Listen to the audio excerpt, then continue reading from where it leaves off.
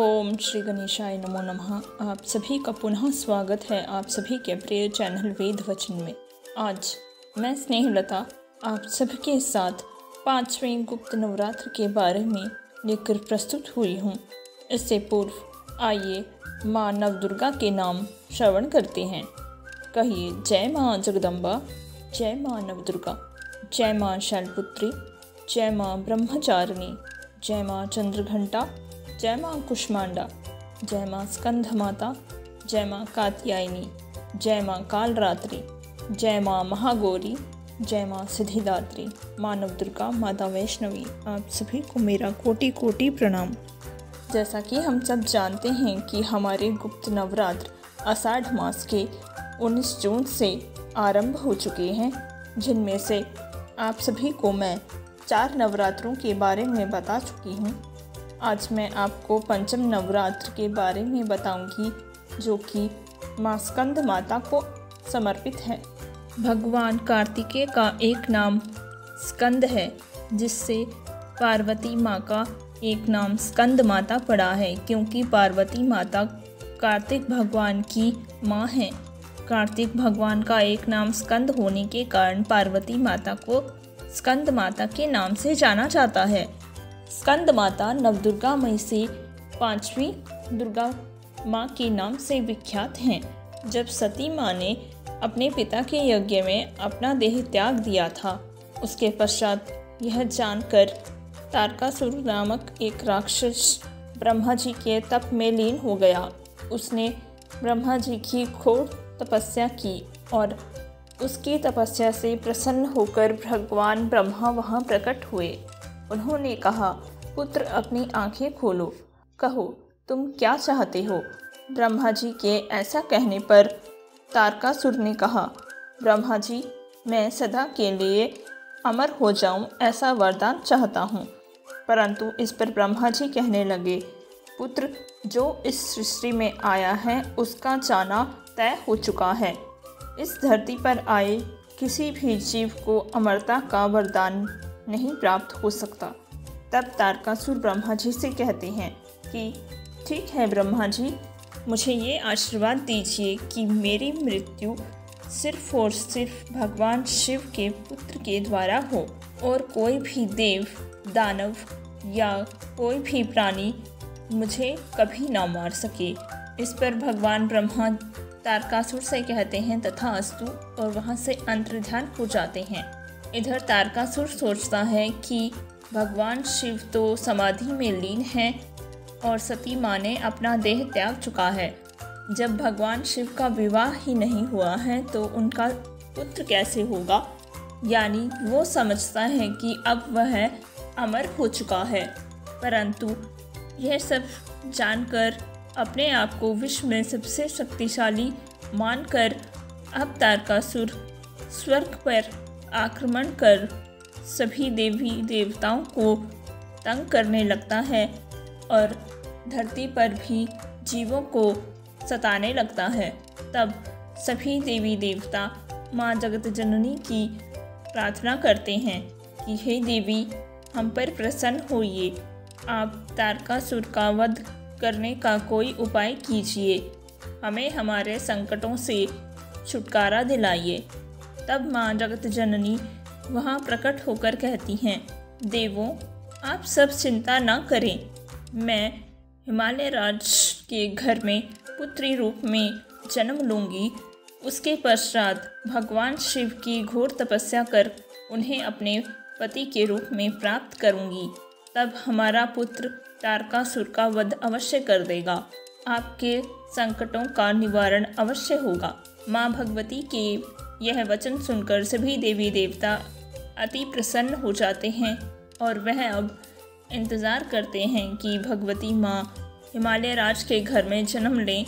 यहाँ भगवती माँ कुछ अंतराल में हिमालय राज के घर जन्म लेती हैं और फिर छोटी ही आयु से नारद मुनि की प्रेरणा से भगवान शिव की भक्ति में लग जाती हैं। इधर माँ भगवती भगवान शिव की घोर तपस्या करती हैं और भगवान शिव उन पर प्रसन्न हो जाते हैं। तब वो उन्हें अपने पति के रूप में प्राप्त करती हैं।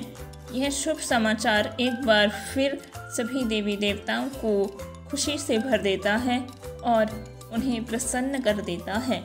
तब ब्रह्मा जी भगवान शिव के पास आते हैं और उन्हें बताते हैं कि भोलेनाथ, तारकासुर को मुझसे ये आशीर्वाद प्राप्त है कि उसका वध सिर्फ और सिर्फ आपके पुत्र के द्वारा ही होगा।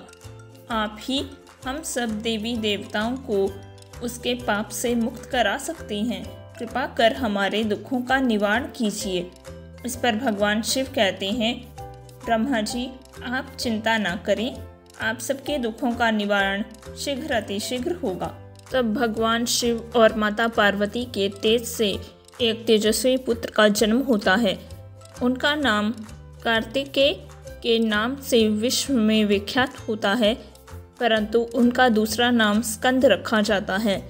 माँ पार्वती के पुत्र का स्कंद नाम होने के कारण भगवती माँ को स्कंद माता के नाम से जाना जाता है। जब देवों को यह पता चलता है कि माँ पार्वती और भगवान शिव के पुत्र ने जन्म ले चुका है, तब वह भगवान शिव को बताते हैं कि भगवान शिव अब आप अपने पुत्र को तारकासुर के साथ युद्ध करने के लिए तैयार कीजिए। इस पर ममतामयी माँ थोड़ा घबरा जाती हैं। जैसे कि हर माँ अपने पुत्र को कोई कठिनाई भरा काम अकेले करते देखती हैं तो वह संभवतः घबरा ही जाती हैं। तब सभी देवी देवता कहते हैं, माँ आप जगत जननी हैं, आप घबराएं ना, आप अपने पुत्र कार्तिक को अस्त्र शस्त्र का ज्ञान दीजिए और आप ही उसे युद्ध के लिए तैयार कीजिए। इस पर माँ पार्वती मान जाती हैं और तब माँ पार्वती ही भगवान कार्तिक को अस्त्र शस्त्र का ज्ञान प्रदान करती हैं और उनकी रक्षा करती हैं। इधर कार्तिक भगवान देव असुर संग्राम में देवताओं के सेनापति बनते हैं और उनका रक्षण करते हैं और तारकासुर का वध कर देते हैं। इस कथा से हमें यह संदेश भी मिलता है कि हमारी माताएं हर कोई शक्ति का अवतार हैं। वह हर प्रकार से अपने परिवार की रक्षा करती हैं और अपने परिवार पर कोई संकट नहीं देख सकती। हर शक्ति से संपन्न है हमारे देश की बेटी। यह थी माँ स्कंद माता की कथा। हम तस्वीरों में देखते हैं कि माँ स्कंद माता अपने मुख पर मीठी सी मुस्कान लिए अपने पुत्र को गोद में बैठाकर लाड लड़ाती हैं। माँ स्कंद माता इस देश के सैनिकों की रक्षक हैं। जिस प्रकार माँ स्कंद माता ने अपने पुत्र कार्तिकेय की रक्षा देवासुर संग्राम में की, उसी प्रकार माँ स्कंद माता हमारे देश के सिपाहियों की रक्षा करती हैं। देवों के कार्य को सिद्ध किया माँ स्कंद माता ने और अपने पुत्र को पूर्ण ज्ञान दिया। आशा है आप सबको यह कथा पसंद आई हो। आप सभी अपना खूब ख्याल रखिए। नवरात्रों की पूजा विशेष रूप से रात्रि में की जाती है, इसलिए आप भी सुबह और शाम दोनों ही वक्त माँ भगवती का ध्यान कर अपने घर में पूजन अवश्य करें। माँ भगवती हर पल हर क्षण आपके साथ हैं, आपके परिवार पर अपना आशीर्वाद बनाए हुए हैं। मैं प्रार्थना करती हूँ कि माँ स्कंद माता आपकी हर मनोकामना पूर्ण करे। यदि आपको यह वीडियो पसंद आई हो तो अपने चैनल को सब्सक्राइब व लाइक करना ना भूलें। आपके लाइक और सब्सक्राइब हमें अच्छे से अच्छे वीडियो बनाने के लिए प्रेरित करते हैं। मैं शीघ्र ही अपनी अगली वीडियो छठे नवरात्र पर लेकर आप सबके साथ आऊँगी। तब तक आप अपना खूब ख्याल रखिए। जय माँ जगदम्बा, जय माँ नवदुर्गा, जय माँ स्कंद माता। राधे राधे। सत्य सनातन धर्म की जय।